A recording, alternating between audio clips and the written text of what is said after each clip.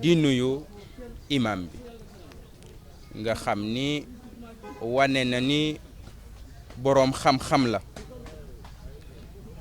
ci jamono bu ne waaye wane engagement ci wetu askan wi xutba bi mu def tey delloo si xel yi la ngir ñu am jàmm ngir ñu am tawféex ngir ñi jàppante ngir ñi dimbalante waaye ñi bëggante waaye ñi nga xam ni bokkuñu waaso walla bokkuñu diine ñi jàppante ku nekk nga nangul sa moroom ngir jàmm ji ñu am ci réew mi jàmm ji ñu am ci Sénégal jàmm jooju ñu sàmm ko ndax xam ni jàmm jooju moo ëpp doole ay milliards yi pétrole bi ñu milliards yi nga xam ni moom la ñuy pétrole di indi waaye ma profito ci occasion bi nuyu jullitu àdduna bi yëpp ñaan jàmm ci àdduna bi ak dal ak sécurité bu mat sëkk ci àdduna bi ñaanal ko suma réew Sénégal waaye ñaanal ko Thiès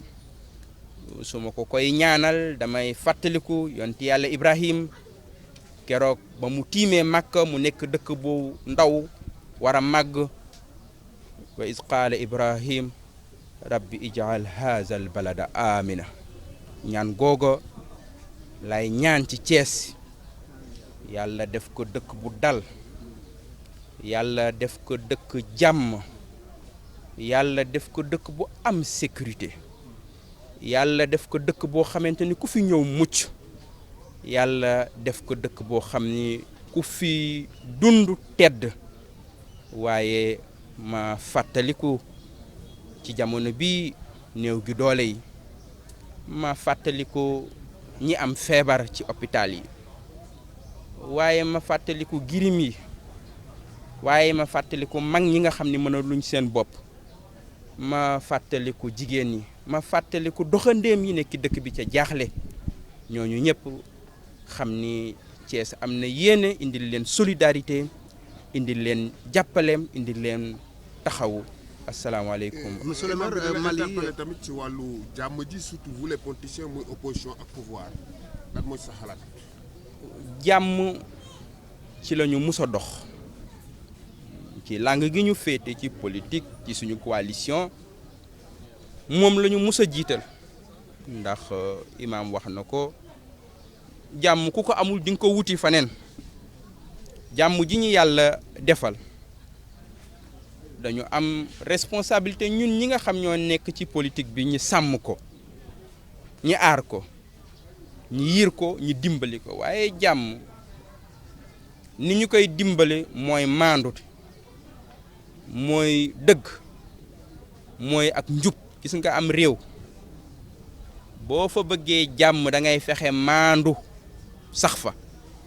da ngay fexe ak njub sax fa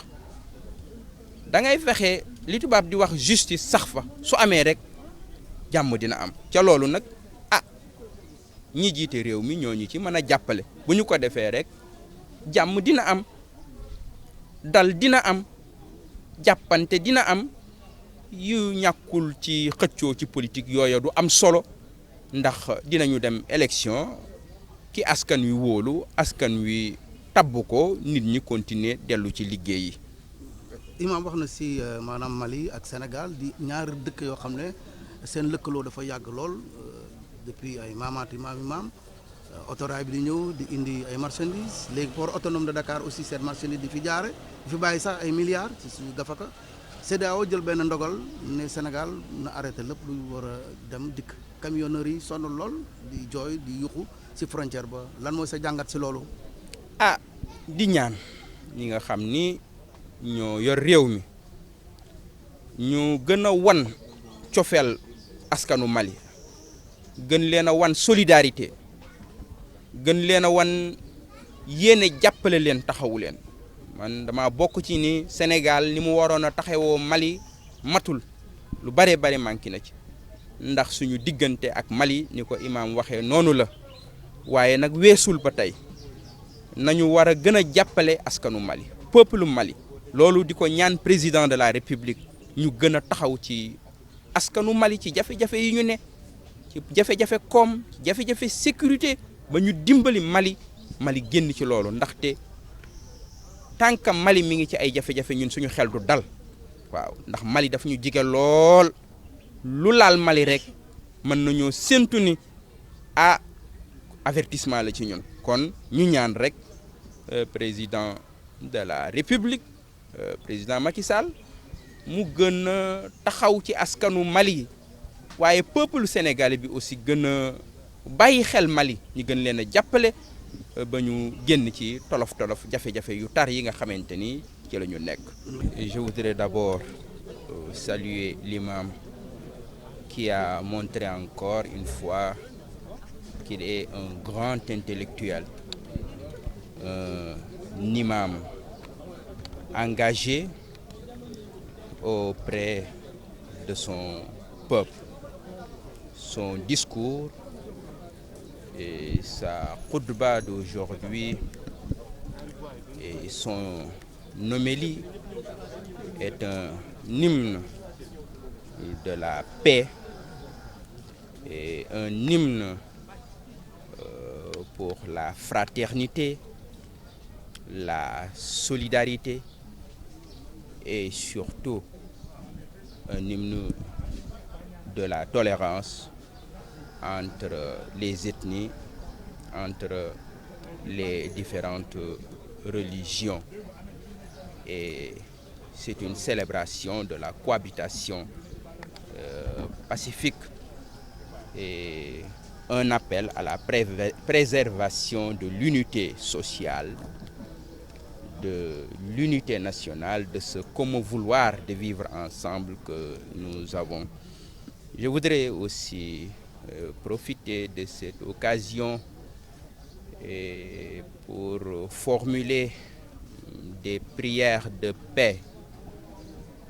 à l'endroit de toute la communauté musulmane du monde, mais surtout celle de notre pays et surtout celle de notre belle ville de Thiès. Prier pour la paix dans le monde, pour la stabilité,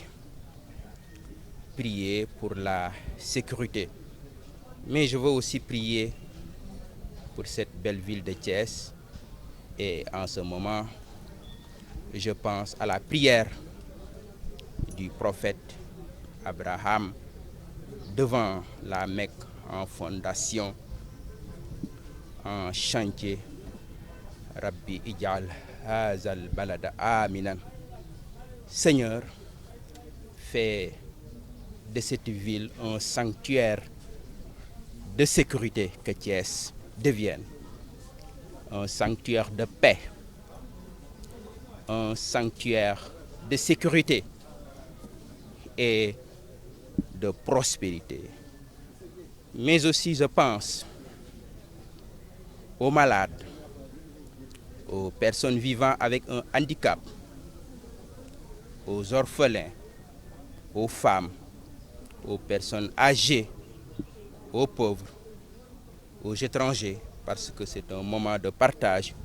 un moment aussi de solidarité. L'imam est revenu un peu sur les relations séculaires entre le Mali et le Sénégal. Des camionneurs sont bloqués depuis plusieurs semaines au niveau de la frontière entre le Mali et le Sénégal. C'est la souffrance à outrance, l'inflation est là. Est-ce que la CEDEAO a eu raison? Est-ce qu'il n'a pas eu raison? Qu'est-ce que vous pensez de tout cela? Oui, l'imam a parfaitement raison. Nous avons des relations plusieurs fois séculaires avec ce grand peuple du Mali. Je pense que nous devons être à côté du Mali. Nous devons montrer davantage de solidarité au peuple malien. Et j'appelle le président Macky Sall à jouer véritablement son rôle et d'être à côté du Mali, d'aider le Mali, de soutenir le Mali, qui est un pays frère, un pays ami. Nous ne devons pas être indifférent à la situation du Mali. Et je pense que le Sénégal doit montrer davantage de solidarité à ce peuple malien. La paix également, il en a parlé. Surtout, il a invité vous, politiques, opposition comme pouvoir, à garder cette stabilité du pays. Nous avons toujours travaillé pour la paix, pour la stabilité et pour la sécurité. Mais pour avoir la paix, il faut d'abord avoir la justice.